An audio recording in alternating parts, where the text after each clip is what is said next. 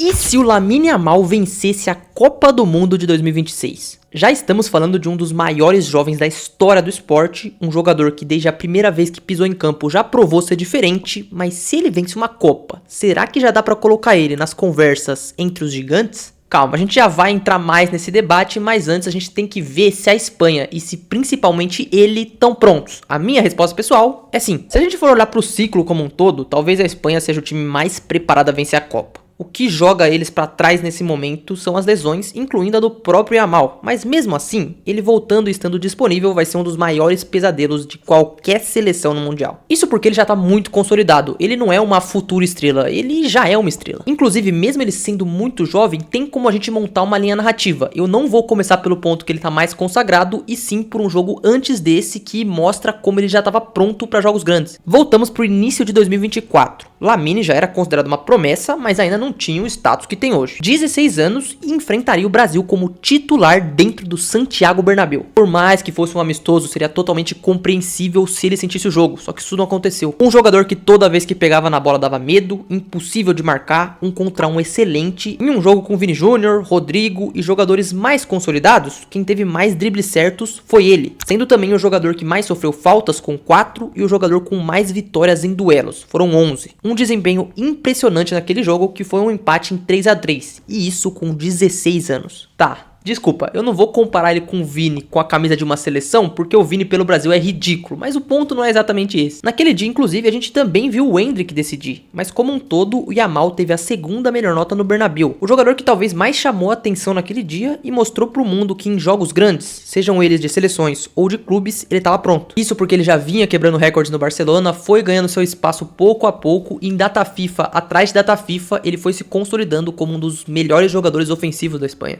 Tem o Nico Williams também, que funcionou como uma dupla muito grande pra ele, e apesar dos dois chegarem meio baleados pra Copa de 26, vão ser uma dupla muito forte, assim como foram na Euro 2024. E isso já fazem 2 anos. Os dois eram ainda mais jovens que hoje, jogando seu primeiro torneio entre seleções, e se a gente for lembrar de cabeça o que aconteceu, a Espanha apresentou o melhor futebol desde o começo, mereceu o título totalmente, mas falando das individualidades, eles não venceriam sem o Lamine. Até por essa questão de idade, era aceitável que não colocaram a Espanha como um dos favoritos, mas eles ganharam esse posto dentro de campo. Na estreia, onde muitos de novo podiam dizer que o Lamine podia sentir o jogo, já deu uma assistência. E acima de tudo isso, aquela Eurocopa ficou marcado pelo diferencial que ele trouxe. Se antes a Espanha era conhecida pela sua posse de bola, tic-tac e controle do jogo, Lamine trouxe verticalidade, o drible e uma velocidade absurda nas transições. E até quando ele precisou ser decisivo num estágio ainda maior, ele foi. Imagina agora nos Estados Unidos. Contra a França na semifinal foi provocado pelo Rabiot, confronto extremamente difícil contra uma das seleções mais fortes do planeta, e ele vai lá e resolve com um golaço absurdo. Qualquer jogador comum tentaria simplificar, mas ele fez o contrário, chamou a responsabilidade, o que em uma Copa do Mundo faz total diferença, e não se existem dúvidas que ele seja capaz disso de novo. Afinal, também colaborou com uma assistência pro Nico Williams, terminando a Euro com 1 gol e 4 assistências, e o título, já provado e esperado uma temporada melhor ainda. E ele não decepcionou, a temporada 2024-25 do Lamine é surreal. Tem que ser considerado também o ano que fez o Rafinha, jogou muito mesmo, mas nos maiores jogos, ou melhor, nos jogos de maior holofote da temporada, em muitos momentos, o Yamal pareceu ser o cara do jogo, o cara do Barcelona. Não importava se era a semi da Champions, jogo contra o Real Madrid, antes dos 18 anos, era praticamente impossível ver o Yamal ser anulado. Óbvio que isso já aconteceu na carreira dele, mas naquele momento parecia que ele só tava crescendo e não parava. Fez jogos impressionantes contra a Inter na semi da Champions, não chegou à final, mas foi mais uma pena do que qualquer coisa. Ele merecia, o Rafinha merecia, o Barcelona merecia, mas não aconteceu, ele foi eliminado. Mesmo assim, saldo muito positivo. Agora, a gente também tem que olhar os jogos que ele foi mal e os jogos que ele foi parado. Tá falando de seleção, o ciclo continuou excelente, continuou vencendo jogos, chegou na final da Nations, só que aqui ele foi um pouco mais arrogante do que deveria. Contra a França ele provocou, mas ele fez. Partidaça dele num jogaço de 5-4, 2 gols que ajudaram muito a classificar a Espanha, e mais que tudo isso, um sinal importante de protagonismo foi ele ter sido o batedor do pênalti aquele dia. Se no Brasil o jovem é obrigado a passar a bola pro outro, na Espanha o Yamal já tem status e responsabilidade o suficiente, e isso já faz um ano. Tudo ótimo, tava na final, mas ia trombar o Nuno Mendes. Portugal segura a Espanha naquela decisão, Yamal não consegue arrumar nada e viu outro cara decidir. A grande derrota dele com a camisa da Espanha, o que olhando adiante não dá pra considerar totalmente ruim, porque vai ser o terceiro torneio dele com a seleção, um ele ganhou e o outro ele chegou na final, ou seja, ele sabe os caminhos e o time tá um pouco mais experiente. Mas voltando pro ego, Yamal provocou o Cristiano e não cumpriu, e a vida pessoal dele começou a chamar atenção após esse momento. Muitos argumentavam que ele insistia em ser Neymar, tendo exemplos tão bons no Barcelona, e antes de jogos decisivos, por mais de uma vez ele provocou seus adversários. E sim, você pode ver isso ou como arrogância ou como personalidade. Em uma Copa do Mundo, um jogador que pede a bola, que busca o embate, que provoca o lance decisivo, é sempre um diferencial.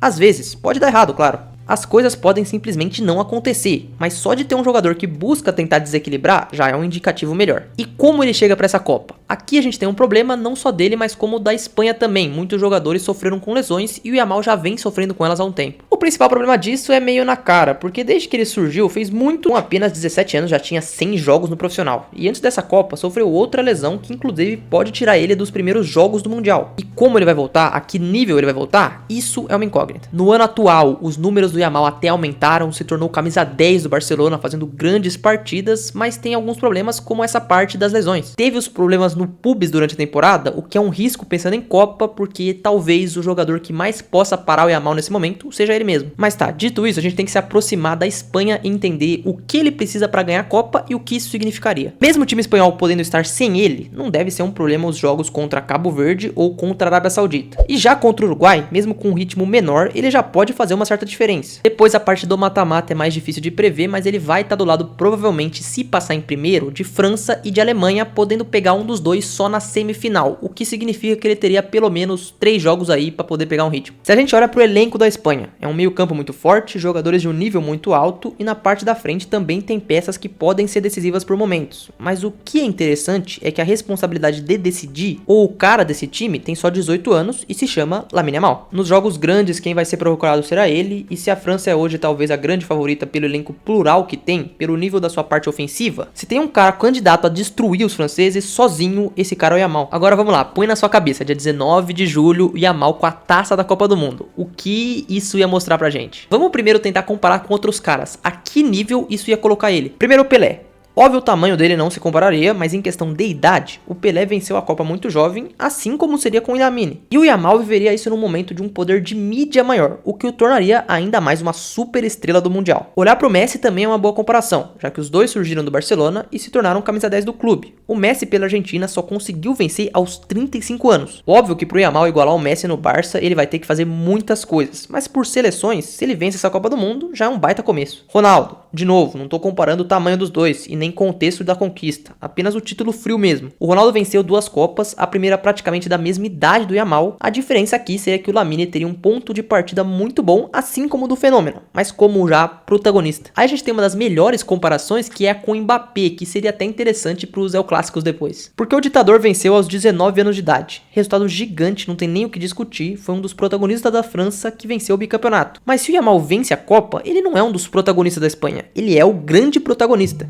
E lá se sabe o que vai ser das próximas que ele jogar. Olhando para caras como Neymar ou como Cristiano que nunca venceram, ele quebraria essa barreira muito jovem, podendo até ganhar mais uma em algum momento. Eu vejo muito o Yamal com o mesmo brilho que eu vi o Neymar em 2014, tanto o cabelo, quanto chuteira, quanto o nível de jogo, o estilo de jogo. O Neymar naquela Copa fez 4 gols, agora quantos gols o Yamal vai fazer em 2026? Não sei. E outra comparação que a gente tem que fazer é o que o Yamal se tornaria para a Espanha, porque em toda a história do país só uma Copa foi vencida. O século, para ser sincero, é bem vitorioso, mas em 2010 o time era mais coletivo. Não que esse não seja, mas pensando num cenário onde a Espanha vence com o Yamal de protagonista, ele seria o grande nome, a grande cara desse título, algo que em 2010 não aconteceu. Se você for pensar no maior protagonista, dá pra falar do Xavi, do Iniesta, do Casillas, do Davi Villa, mas é mais sobre o conjunto. Aqui seria um pouco diferente, o que não tornaria o Yamal o maior jogador da Espanha, bem longe disso, mas colocaria ele numa boa posição pra lá na frente brigar como o maior jogador da história do país. Óbvio que a gente tem que pensar nas partes ruins também, porque o Yamal ia voltar com uma arrogância absurda que nada mais justo. Pensando em futuro, se ele ganha a Copa de 26, será ainda sua primeira participação e tentando colocar isso numa possível longa carreira, aos 35 ele jogaria sua quinta, em 2042, podendo assim vencer mais de uma. Peraí, vamos pro Barcelona, porque pelo seu clube no cenário nacional ele já venceu, é o atual campeão da Liga e um jogador que o mundo todo teme na Champions, mas se ele volta na temporada que vem com uma taça de Copa do Mundo no currículo, seu status muda ainda mais. O camisa 10 do time agora teria ainda mais apelo nacional e internacional, o peso da responsabilidade nunca foi muito grande pra ele, em jogos grandes ele sempre costumou aparecer, mas agora ele estaria mais consolidado e praticamente o único título que faltaria seria uma Champions, que ele teria muitos anos para conquistar. Falando de bola de ouro, esse ano o Yamal não tá tão cotado assim porque caiu nas quartas da Champions e tem outros jogadores que fizeram uma temporada melhor, mas se ele ganha a Copa, faz vários gols, talvez até um gol na final, ele entra de novo nessa briga com certeza. Sendo que na última temporada ele já ficou em segundo, o que me faz perguntar o que faltaria pro Yamal na carreira se ele ganhar a Copa. Só a Champions. Talvez a gente pudesse com isso ver cada vez mais a neymarificação do Yamal. A parte da fome de títulos pode ser um problema, assim como as lesões que ele pode ter pela carreira prematura que teve. Calma.